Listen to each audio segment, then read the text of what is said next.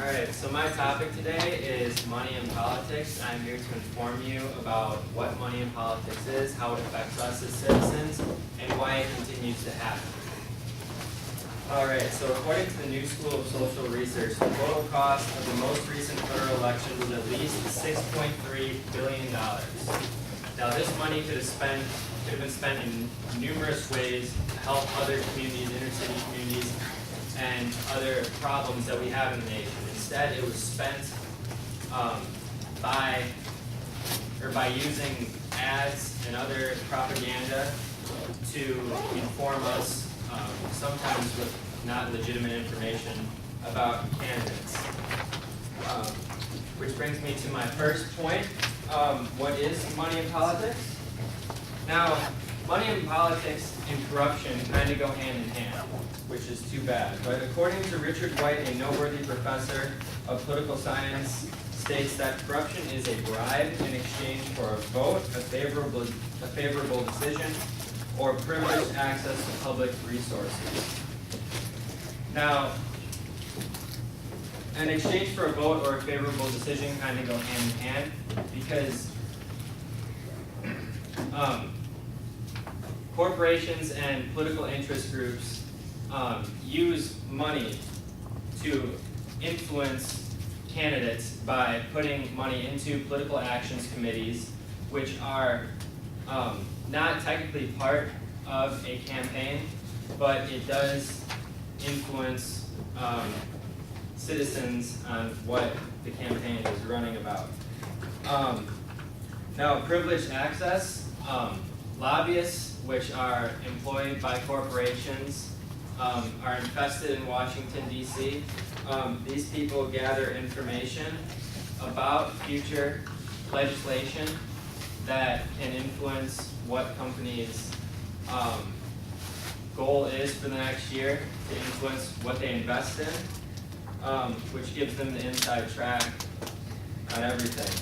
Now, how this affects us as citizens.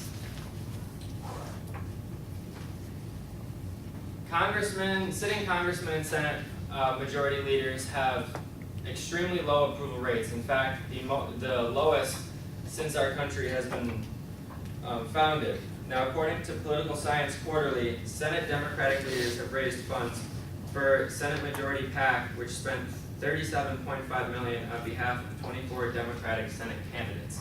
Now, you can't tell me that that amount of money donated to political actions committee or donated to PACs from corporations, special interest groups, unions, etc., aren't being used for political favors, because these corporations, their job is to invest in their future.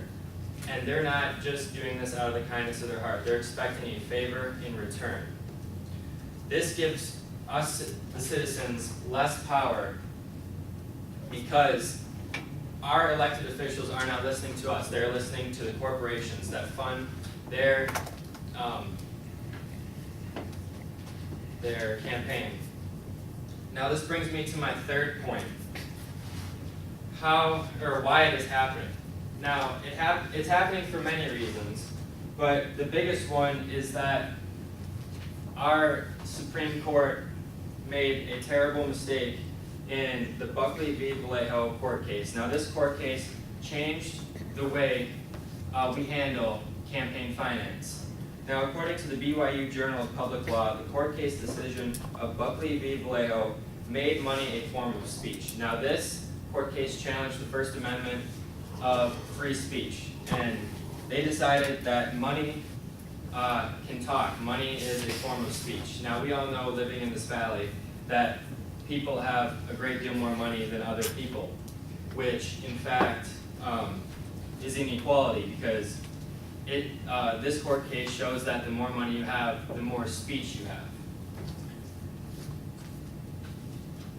Now, continuing that point, according to the American Prospect, the Citizens United ruling swept any limits on elections or election advocacy ads by corporations, unions, and PACs. Now, what this court case does, it was actually the Citizens United versus Federal Elections Committee.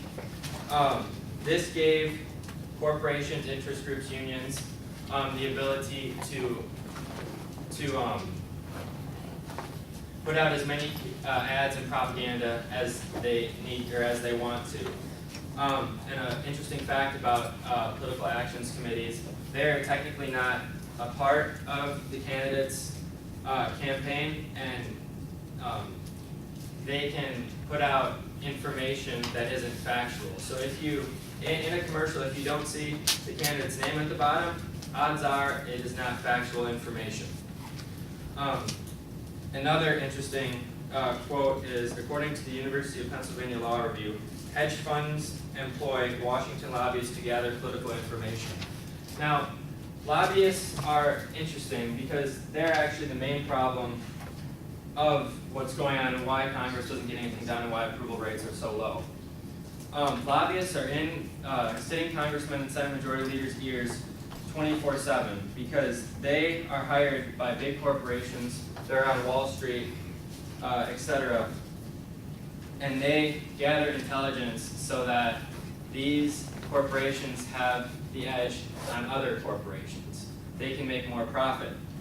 Now, lobbyists, or how they have the power over these candidates is that the more information they give lobbyists and corporations, the more odds that they get a lobbyist job coming out of Congress. Now, Congress get paid around $150,000 a year. After they leave and become a lobbyist, lobbyists make 1.5 to plus million a year just to gather information. And lobbyists also, most of them are ex-congressmen.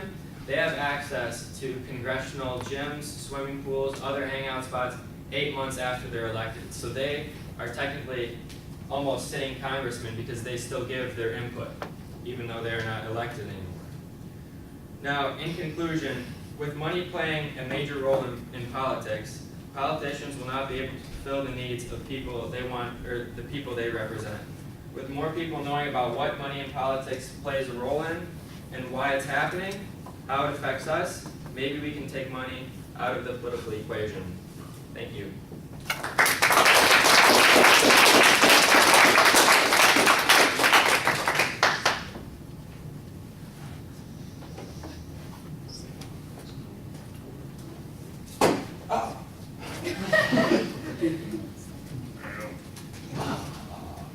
Please, take some. Actually, Kira, you're next. Is Nick Torres here? You're next. Yeah, go ahead and put your name under number 3 and then get ready. 7:15.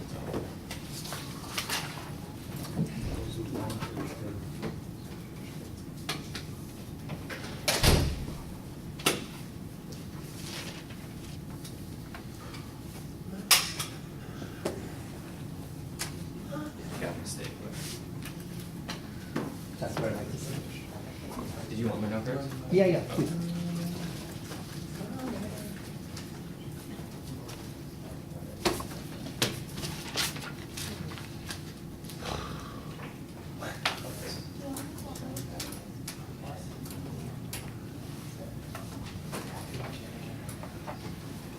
Now it's over. Now you can relax. Relax. Ish.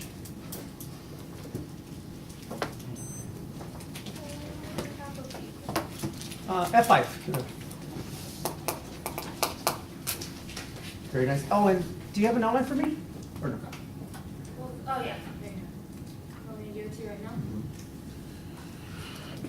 Please. Thank you. Good luck.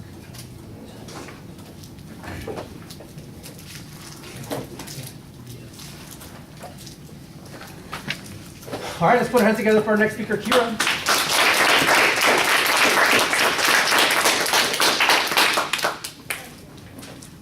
Today I'm going to inform you guys about animal experimentation.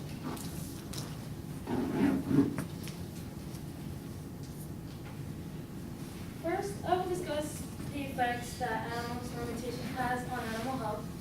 Second, I'll inform you guys about how it affects us as humans. And thirdly, how expensive animal testing actually is. According to the website, PETA.org, more than 1 million animal suffer and die in the US every year from cruel, chemical, drug, food, and cosmetic tests, as well as in medical training exercises and curiosity-driven medical experiments at universities. To begin, let me tell you guys the effects that animal experimentation actually has on animals.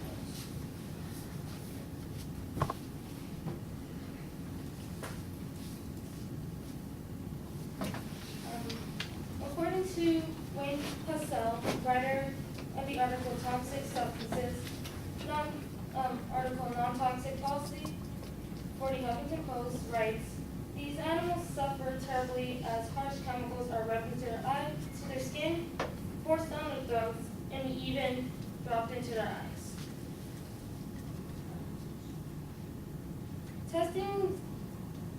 The test that they do on these animals is really harsh.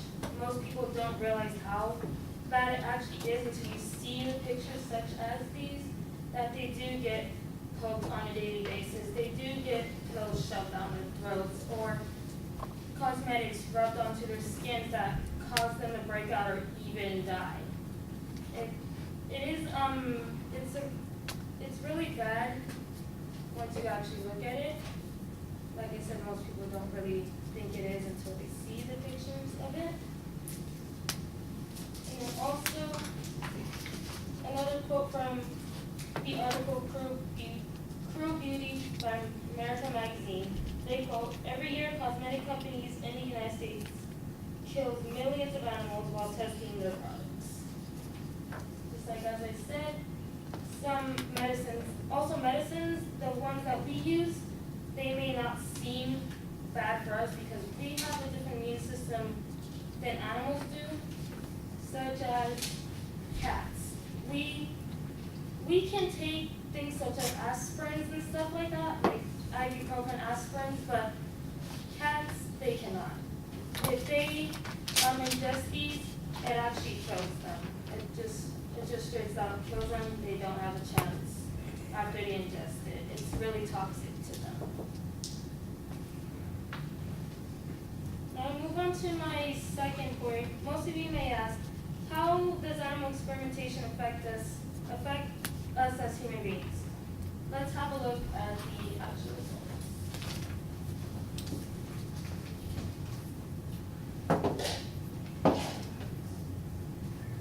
Aisha Akartar from the article of Top 3 Ways Animal Experimentation Hurts Humans writes, leukemia drug Gleevec was almost lost because it causes severe liver toxicity in dogs, but not in humans.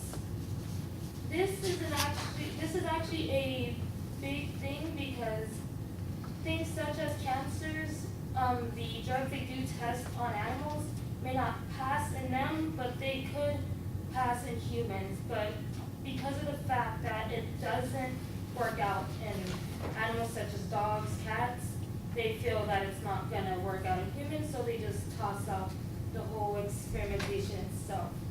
Which, if they didn't keep going with that experiment on that drug would not be used for the leukemia as she quoted. And also, in Dr. Christopher J. Austin, in the 8 Reasons Why Animal Testing Does Not Help Humans, quotes, traditional animal testing is expensive, time-consuming, uses a lot of animals, and from a scientific perspective, the results do not necessarily translate to humans.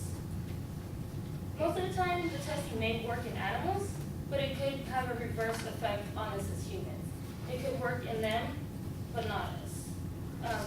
There have been millions of tests done on animals for different products that work in the animals, but once it actually gets to us, there could be a bad breakthrough, not a good breakthrough for it. It could cause allergies, cause people to die pretty much from the effects it has on them. And then my last point is how expensive animal experimentation actually is.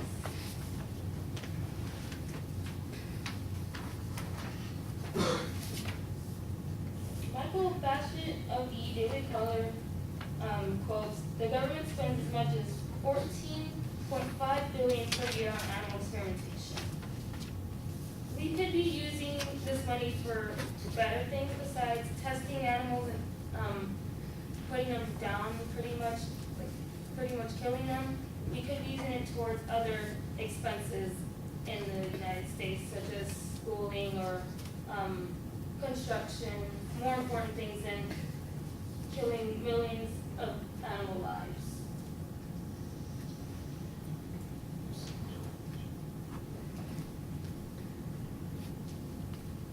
And to conclude my presentation, I'm just gonna go over what I just talked about today. First, to conclude, first I went over how animal experimentation affects the health of animals. Secondly, how it affects us as human beings. And finally, the actual expenses of animal experimentation.